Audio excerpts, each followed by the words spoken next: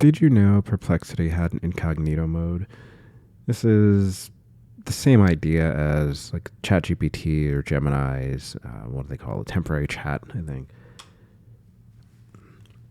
You can get to it from the menu on Perplexity, but I think it makes more sense to just show you the shortcut because they change the menus all the time in this thing.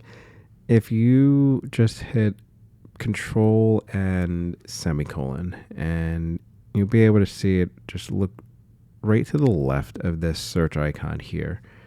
I'll hit Control Semicolon, and where are you? Try again. There we go. Control Semicolon, and then this little incognito icon pops up, and it says on here, you create anonymous threads that do not appear in your history, and then they expire after 24 hours. So if you just have a quick like one-off prompt, you don't need to go into your history afterwards and delete it. You can just turn on incognito mode and then just ask whatever you want, and then it's just gone. So let's see.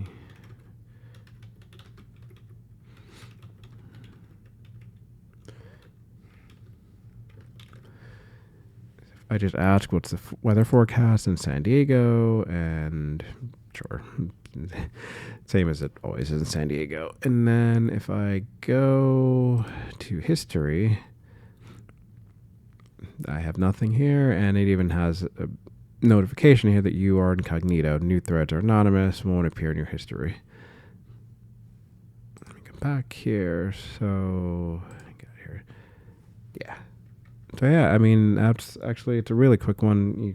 Again, Control and Semicolon, and this is Perplexity. So that's perplexity.ai. And then to turn this on, you just hit Control Semicolon and make sure that the little incognito icon is there. And then whatever prompts you have in here, whatever conversations you have in here will not show up in history. Try it out, see what you think. See you next time.